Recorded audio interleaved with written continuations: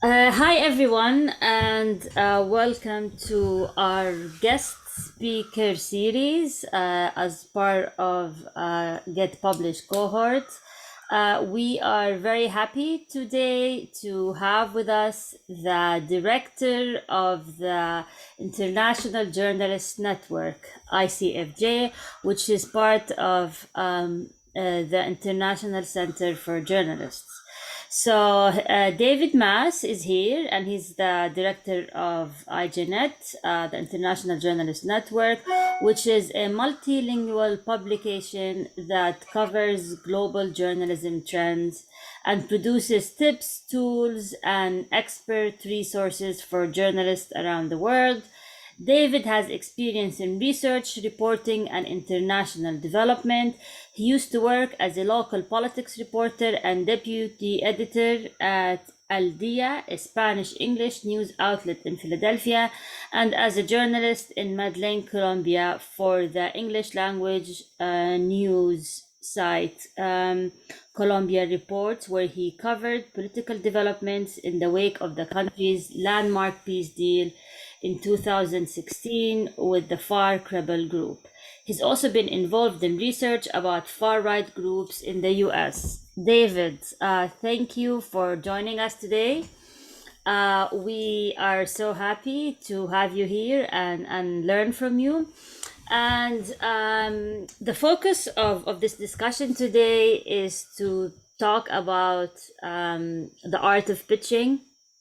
And as an editor, you get a lot of pitches, and you accept some and you refuse some. I personally pitched to you, and you accepted my pitches, so I'm happy to have you here.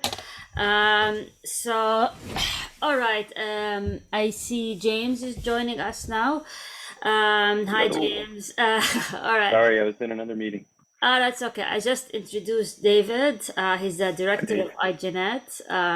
And James is one of the students here, one of the most active students here at the Get Published cohort. So, without further ado, David, the floor is yours. I'll let you take it from here. All right, thanks, Natasha, and it's so great to be here. It's been a while since I've done a speaking engagement, but just a little more about myself. Like Natasha said, I am the director of IJNet, which is short for the International Journalist Network. We're a project of the International Center for Journalists, and basically in my position, we're a very small team based in DC, but we really rely a lot on freelancers all around the world to pitch to us and, pitch to us fresh content that we can publish on our English site, on our other language sites. So I'm really happy to share some pointers that I've picked up along the way and from being on this side of the pitching process.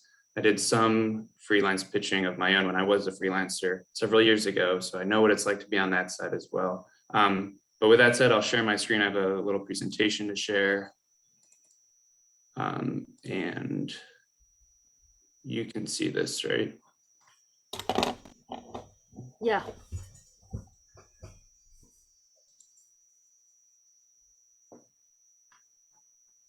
All right, should go to the top.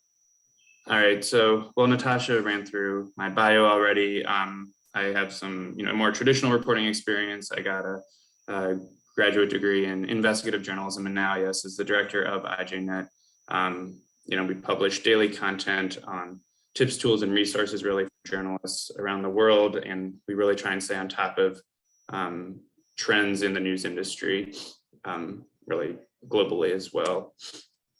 So just really some basic advice I have, and things that are just very blatantly obvious when we receive pitches.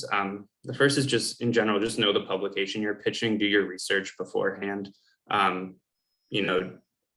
Just know whether you actually want to write for them. Maybe they have some personal hyper-partisan personal politics you don't want to be aligned with, for instance, or maybe it's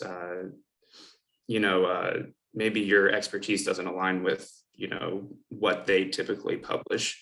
So really just knowing that ahead of time is really helpful for yourself. You'll save yourself.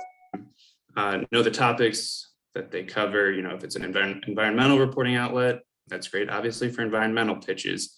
It's not as great for, I don't know, media sustainability pitches, for instance. Be aware of, how long their content typically is. If you're getting into like a 3,000 word deep dive piece, be aware of that up front. That'll help you, budget your time if your pitch gets accepted. It'll also, help you decide whether you have the time in the first place to go after it, and also help you figure out how much you think is fair to be compensated for that length of article. Compensation is the last point I have there.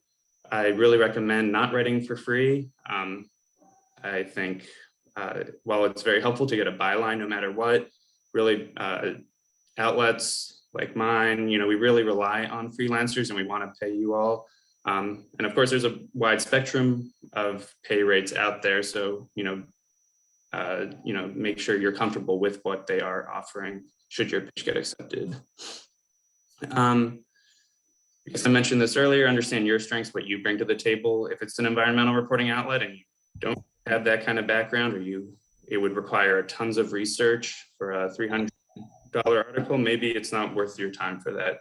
But if you do have some experience with, covering elections, and you could provide something on that topic for an election, for an outlet covering elections, maybe that's more up your alley and more worth your time.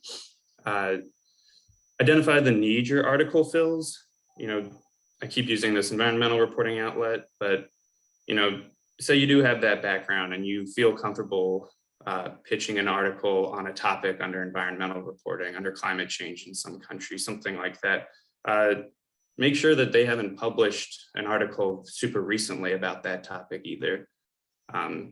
We've turned away article pitches that are perfectly fine on the surface, just because just a month earlier we've had a very similar pitch and just published it. So do your research in that respect as well. Again, be aware of your workload. It's helpful to, often the editor might ask you for, what timeline you might be working on when they can receive a first draft, how quickly you can get to edits when they send them your way. So definitely be aware of how much else you have going on. And again, is it worth it? The compensation question, make sure it's worth your time to actually commit to the article you may be writing. All right, some tips for the actual pitch. I really suggest being concise, getting to the point about what topic you will be covering. Have a hook or an angle that you are going to lay out in this concise pitch. That's really the first thing in it that we'll be looking for as editors. It's helpful to know if you identify some key sources, and I think increasingly my impression is around the industry, outlets want to make sure that you're reaching out to credible sources, but keeping in mind the diversity of your sources as well, and that you've done at least some initial research in that respect, so you won't be working from scratch necessarily. Some logistical details and a timeline can be really helpful to include in this. You can get a draft turned around in 2 weeks. If I get a pitch that doesn't mention that, it's one of the first questions I'll ask in my email, should we accept it? A link to a portfolio can be very helpful as well. I suggest you have an online portfolio, no matter what. But often, if we've never heard of you as editors, then we're not going to be familiar with your writing, and so that can give us some context as to your background and your writing style. And then follow up if needed. We get, at least personally speaking, we get a ton of pitches, and so we can't get to them always in a timely manner. So if you follow up, it can help put it back on our radar, and we can get you a response more quickly. Additional do's and don'ts. Do submit your pitch where the publication indicates you to submit it. We have a pitch form. If that's it, I also have my email available on the website, but we get tons of emails, as any person in the workplace, and there's a reason we include that pitch form on our site. And so if you were to email me out of the blue, with a pitch, I'll often just say, hey, can you submit it through that link? So it'll save you time in the end just to submit where the publication indicates. Often, though, once you have, made the connection with an editor and, gotten a pitch or two accepted, you can often have developed that relationship to just email one-on-one after. Submit an entire article as your pitch, I'll immediately reject that. It makes me think you might have published it elsewhere already, and you might just be shopping it around, anywhere or everywhere, with a generic email like, hey, will you take this? Do tailor your pitch to the outlet. This kind of is related to the above point, but if you've already written the article and give the impression that you're shopping it around, maybe you haven't really taken the time to tailor it to an outlet. You're pitching for us, we cover journalism trends. We're international in nature. Keep that in mind as just the primary example that comes to my mind. If you're going to pitch to us, pitch an article that's already published, we don't want to, we would never republish an article that's already been published, and it's an easy search for us on Google to check if that's the case. Do proofread your pitch. It's an easy way to raise some red flags. If it's full of grammatical errors or spelling errors, we might not want to invest the time with a writer if, up front already in their quick email pitch or submission, there's already, it's already riddled with errors. And don't fail to communicate along the way. Timelines change, things may come up that delay your ability to finish the draft you're working on. We really understand that. Things will come up on our end, in which case we would try and communicate with you. But it's really helpful. That way, you don't leave editors to end up chasing you. And it can help build a stronger relationship. Finally, I've included here some resources. A lot of, like I said, we do rely on freelancers all around the world for our content. And we also, among our content is a lot of resources for freelancers to help freelancers navigate a pretty volatile industry, a very difficult industry to crack into, we realize. So we have a series of resources. This is by no means exhaustive, and I can share, hopefully we could share this presentation with the links after, Natasha, I'm not sure. Yeah, I'll share it. Yeah, but there's a wide array of advice that we have, just general tips for succeeding as a freelance journalist, or, when it does end up taking a toll, how you can handle that personally. And yes, I believe that's all I have. Don't hesitate to contact me, at IJNet. Like I said, we love working with freelancers, and especially with people just getting into the industry. So please don't, if you have any questions about anything, I'm happy to answer them. We do send out a newsletter. I'll do a little promo for our site. We do send out a newsletter where you can get used to our content, as well as we put a lot of free and low cost opportunities for journalists, actually, including freelancers.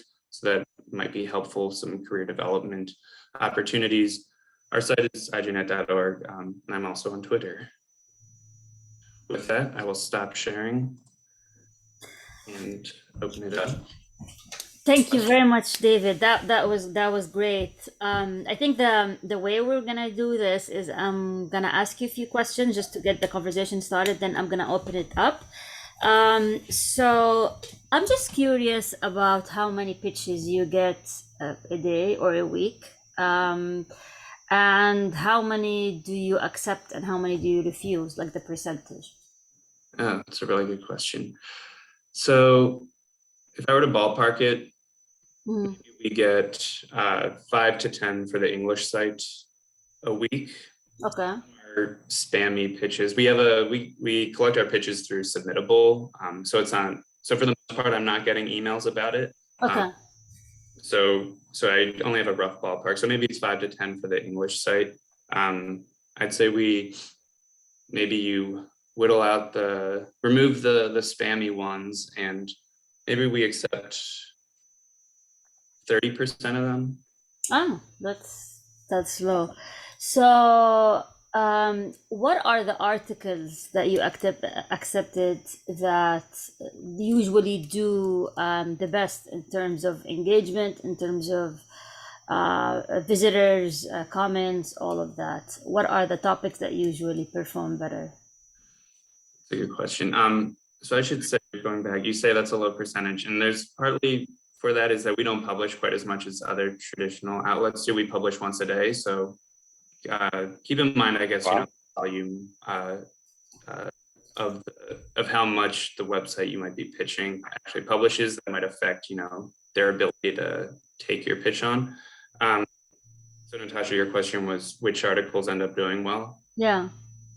So the practical advice articles for us do really well, especially aimed at student journalists or freelance journalists.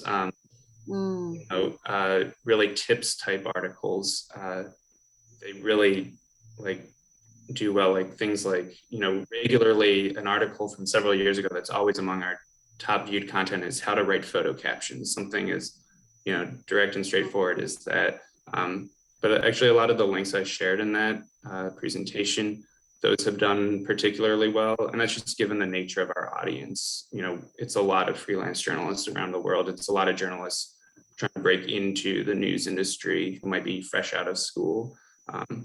And so, and that again speaks to the value of knowing the outlet you might be publishing and what will resonate with their readers. And so when we get pitches around freelancing or for, tips type articles, we're more inclined to accept those. So it's basically listicle, like BuzzFeed, sort of, with the more. I know, like people when they think of BuzzFeed, you don't think it's serious, but these are the stuff that people read, kind of the listicle sort of articles. It's curious. So, but my last question before I open it up is,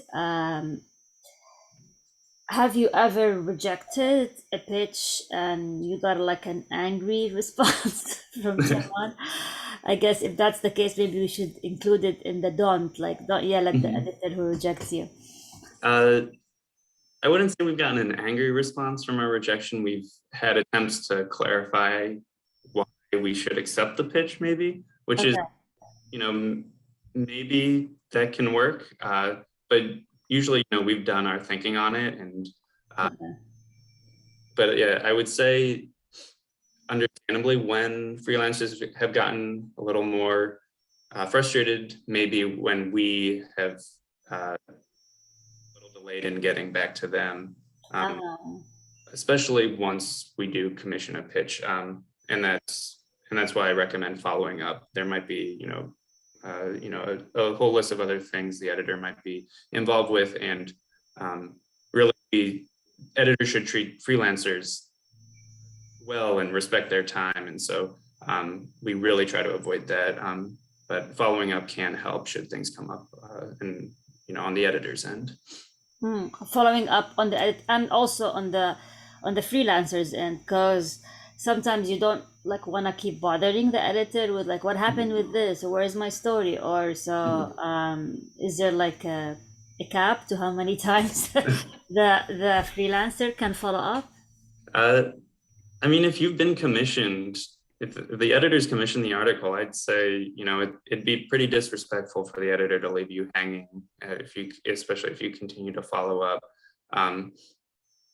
That said, I think, so I'd say there's no cap on that. If you're just following up on a pitch, maybe just do it once. And some publications just don't have the capacity to reach out and actually reject pitches and rejection emails.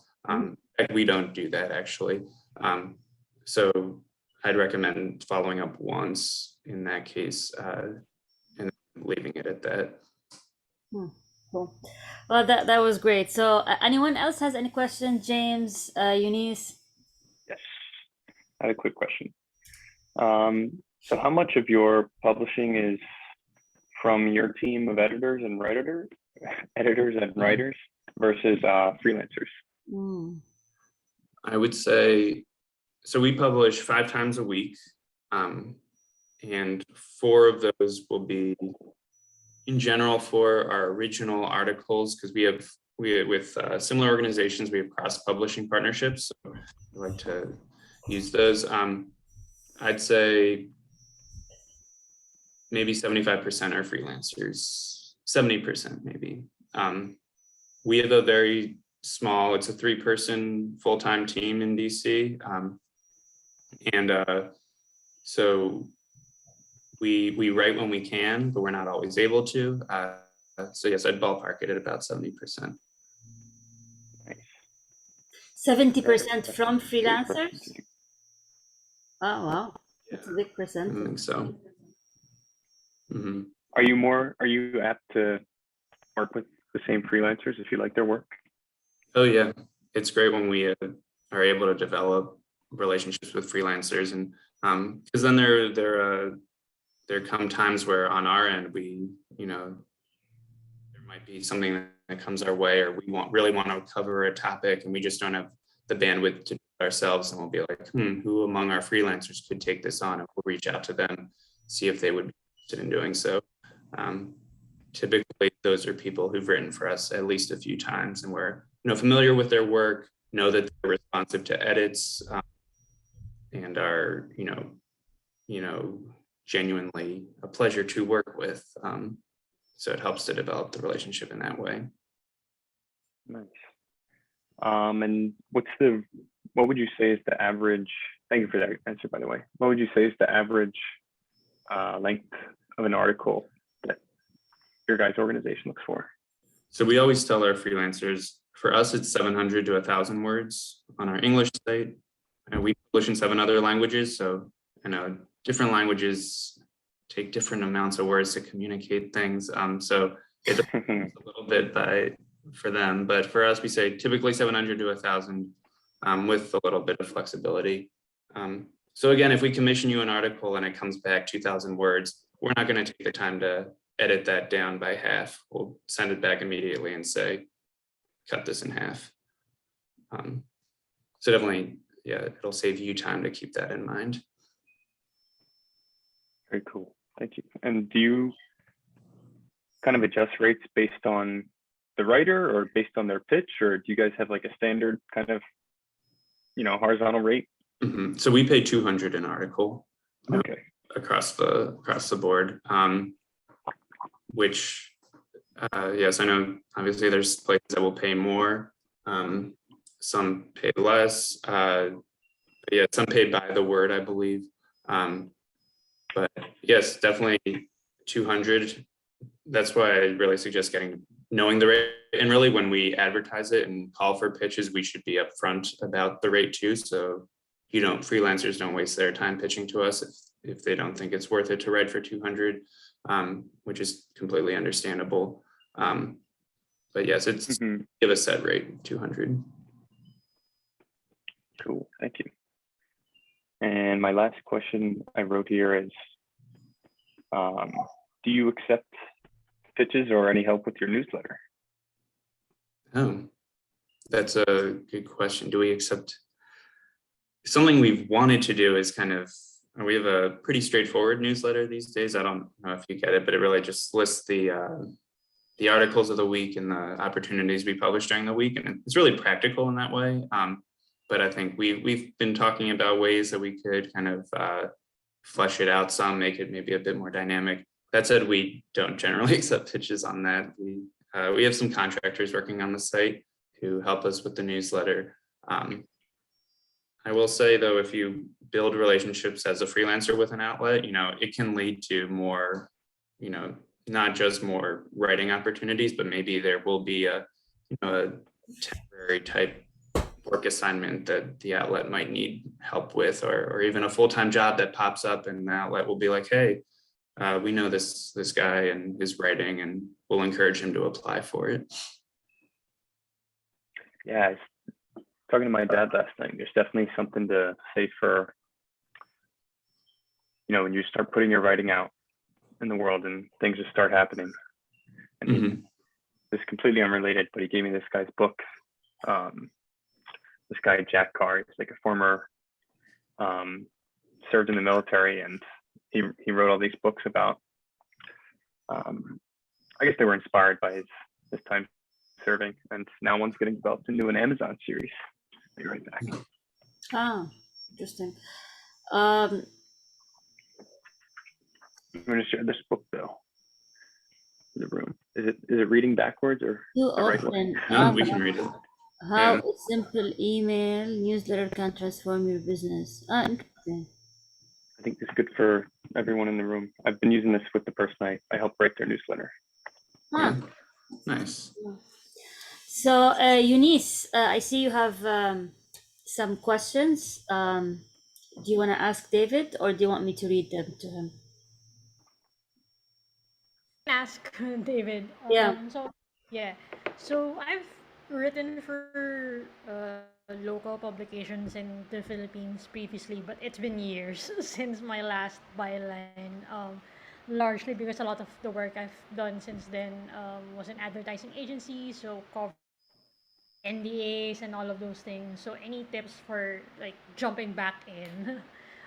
Because like I always worry that my clips are older, possibly outdated, and people might not think it's a good reflection of the kind of work that I can do. Yeah, that's a good question. I think, I guess I don't view that so dissimilar from people maybe fresh out of school who have no bylines at all. I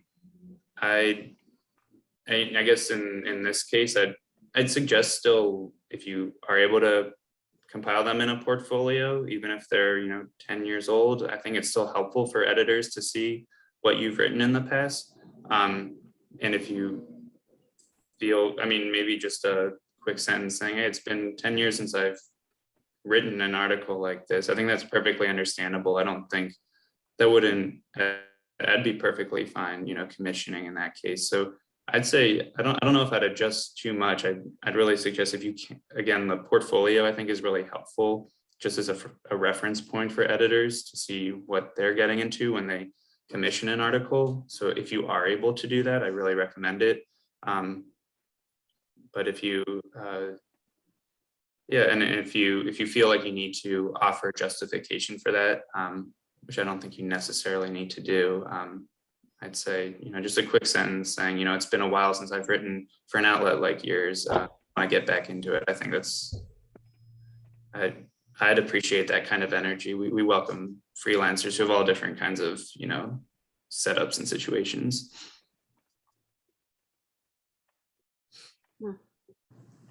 So Eunice, don't worry. I know Eunice was worried about it, and she asked me as well about it. So that's good news. Any other questions, James, Eunice? We have maybe a few minutes left. This is your chance.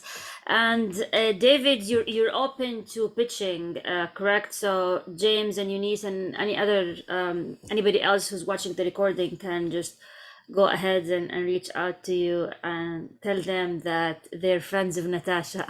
Yeah, definitely. Hopefully that would help. I hope. Yes, no, it will. In this case, you can bypass the submission form. You have my email now. I'm happy to answer your pitches directly that way. Yeah, I pitched a number of ideas to David. It's been amazing working with him. He just gives you good guidelines. And what I also like about David, that he immediately tells you when it's going to be published. So you won't fret. So he would tell me, thanks, Natasha. We will publish this in a few weeks. So just so you won't keep asking him when is this gonna be published. So I like that. I encourage everyone. I actually, before joining this call, I just pitched him an idea. Yeah. I'm awaiting an email now. Yes, I told him I'm gonna email you, and he told me let's see if I mean, I'm hoping he'll accept it, but it's okay. No hard feelings if you're. Yeah. No, but what you just said reminds me, during the actual editing process, once you commission something, we do all our edits and track changes. We'll leave comments if we need anything clarified or want you to add like a link, for instance, something like that. And we don't run anything until the freelancer gives their, final sign off that they're okay with the piece. And I think that maybe that falls in line with the communication side of it. If you're not okay with an edit, if you disagree with something, you're probably more of a subject matter expert, to be honest, on what you're pitching to us. Try and get it, publish ready. So we welcome that kind of back and forth, and I really encourage it. It's really great to work with freelancers who, push back when needed. It really improves the writing in the end. Yeah, I like that part of the process. I think you're the only editor that I work with that gives me back the Google document where I can accept the track changes. And they're usually very fast in responding. And it also gives you an idea to improve your article the next time because you understand what the editor is looking for. So I mean, for me, that's been very helpful. So thank you. Yeah, definitely. I just remember one time I wrote an article as a freelancer for an outlet, and I didn't even realize they'd already edited it and published it. And then the editor sent me a link to it, and I wasn't necessarily super happy with all the edits in the end. And I just felt at the time I would have appreciated at least a final sign off, or at least the opportunity to say, oh, I wouldn't phrase it that way, so I guess I carry that with me into this position. And most of the time freelancers are just like, go through and accept all the changes. They're just like, we want to get our article out. But yeah, we do like I guess it's more of a collaborative editing process in that way. So nobody gives you a hard time like me. No, I won't say nobody. Okay, that's good. So James, Eunice, this is your chance. I have another question.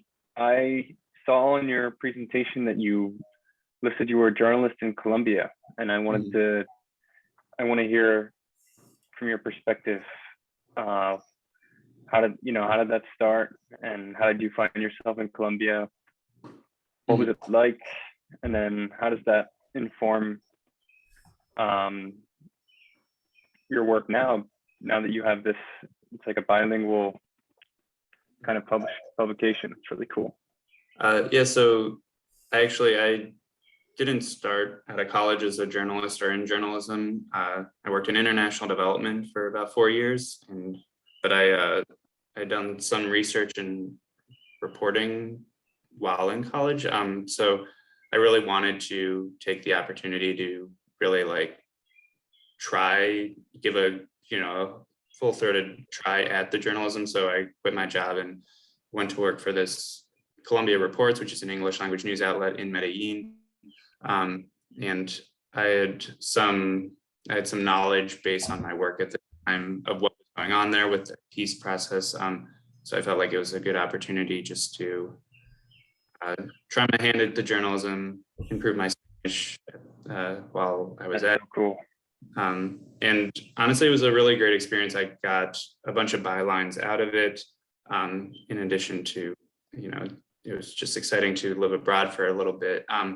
But I really worked with someone who was the editor I worked with there really hammered into me some really helpful writing tips and guidance, because it was very different.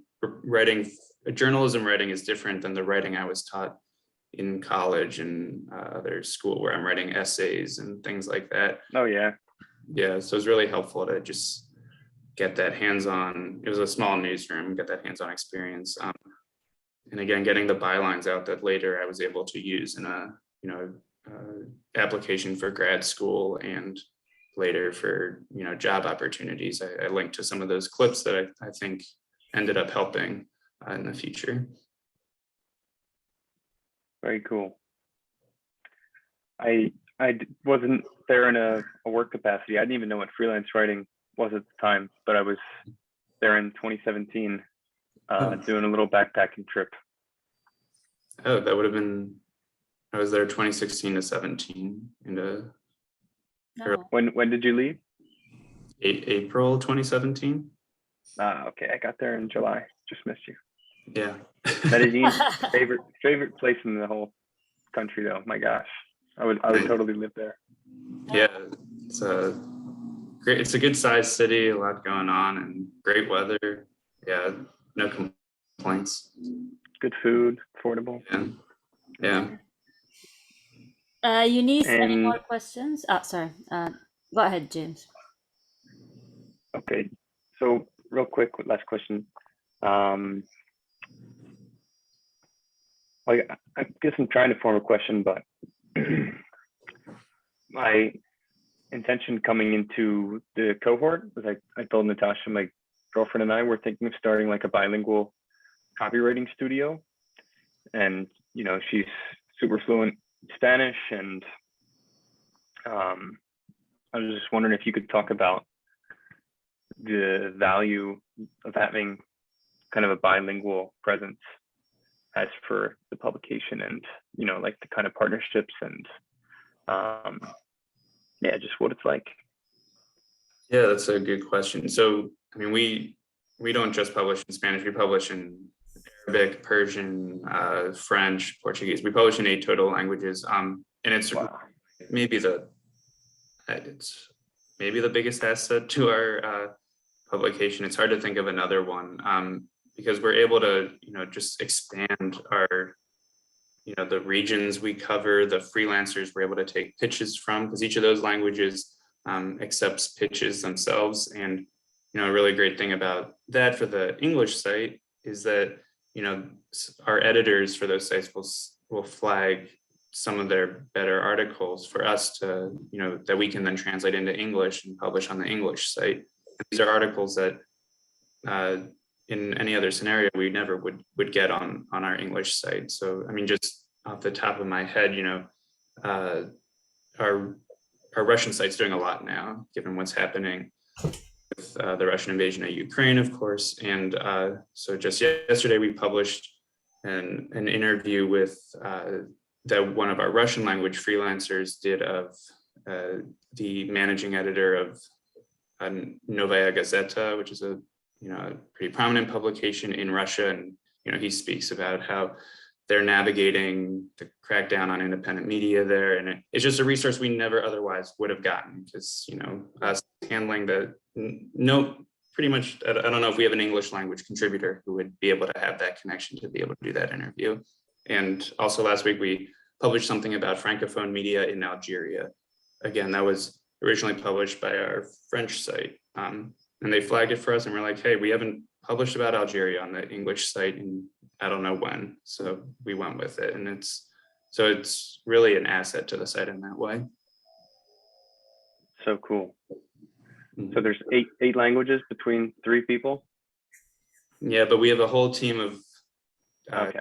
editors and translators working around the world. It's a cool setup. It's really impressive. Yeah, it's awesome. Wow.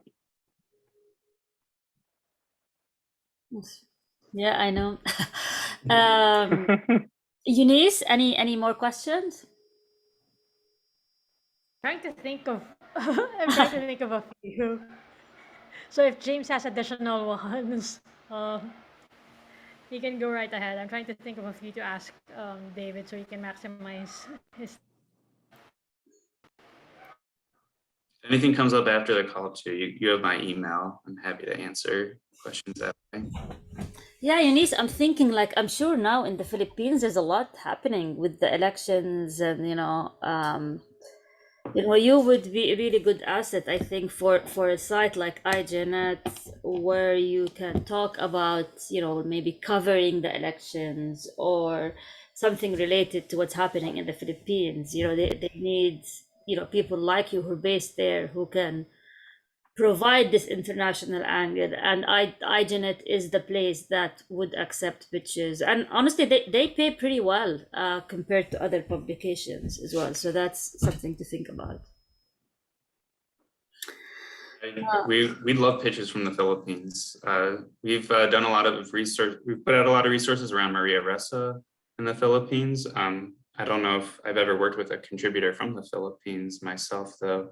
And Southeast Asia in general, we would love to get more resources out on. And again, we can cover what's going on in journalism.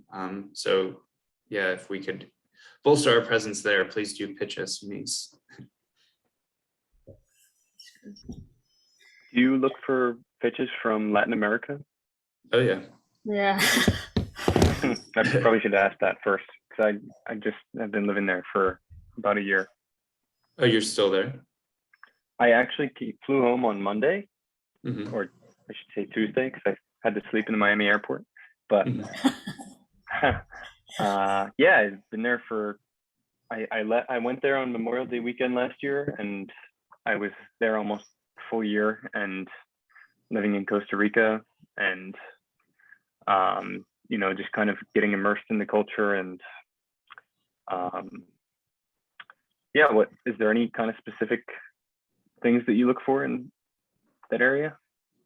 Yeah, so I'll say, you know, we cover kind of all aspects of the journalism industry, but some priority topics we've set for this year, you know, climate reporting, or media sustainability is a big one for us.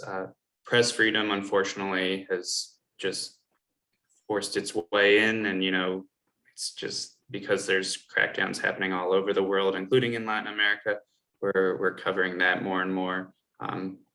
And again, this can be kind of like case study looks at, you know, how journalists are now, like we have a resource we published a few months ago about how journalists are navigating anti-democratic crackdowns across Latin America, actually. So it could be something like that, but other types of resources we have are just like tips for journalists to safeguard digital security if they're in a, you know, a closed environment or under a repressive government, things like that. We're trying to continue to put out a lot of resources around diversity and inclusion. And I think where we're able to really have a unique position on this is that, you know, that means different things in different regions of the world. And so if there's anything related to that, that's, you know, Latin America specific, we'd love to run that as well. I think in mental health and journalism, that's been a big one recently as well. Journalists safeguarding their mental health as they report on all the awful things happening around the world. Yes, but yeah, so those are our priority topics. But again, we do publish things on, you know, investigative journalism and local news. We love profiling local news outlets that might be doing something innovative to reach their audiences or to, I don't know, to expand their reach past their immediate community, things like that. Gotcha. I think investigative journalism is always something that's fascinated me. Mm-hmm. Yeah, there's a very similar site to ours is the Global Investigative Journalism Network. I don't know if you are familiar with them. Maybe. I'd recommend you checking out their site too. Their focus is exclusively on investigative journalism. They have a lot of cool resources around that. Cool, thank you. Save that. Yeah. Thanks for all the tips there. Took a lot of notes. Nice. Great. We just have a few minutes left. Eunice, anything before we conclude? No, I think David has covered most of it. Definitely send an email when I think of something. Good, good. Do you guys mind taking a group photo? Is that okay? Eunice, No, go ahead. is it okay if you turn on your camera? If you can. Okay, you look great. Okay. All right, I'm gonna make it as a speaker view. So David, can you say something so that you can be in the speaker view? Oh yeah. Is Ah, this yeah, exactly. Now, talking now? yeah. Should I keep talking? And then we will do another one with the gallery view, which is this one. All right. So today is the last session, by the way. So, Oh, wow. so yeah, So you're all graduating from this? we all graduating. Like, You're our graduation yay, speaker. like maybe, Yeah. I don't know. You want to wave or something? Just make it fun. That's fun. I'm gonna miss it. So thank you very much, David. This has been really useful. I've been freelancing since I've been 19. I'm 45 now, so do the math. So even with all these years, I learned something new today, and it was really enjoyable. And I appreciate your time, and thank you for everyone who joined us and for the great questions. And for anyone who's watching the recording, this is the last session of the cohort. The Slack community is gonna still be open. And David as well, we post job boards and any resources. I will invite you to our community. So it's open for anyone who joins the courses and people we invite. So yeah, please stay in touch, and I'm running the cohort again in June if anyone is interested in taking it again. But thank you very much, and please stay in touch. And thank you, David. And I'm gonna send you a pitch soon. Yes, please do. All of you.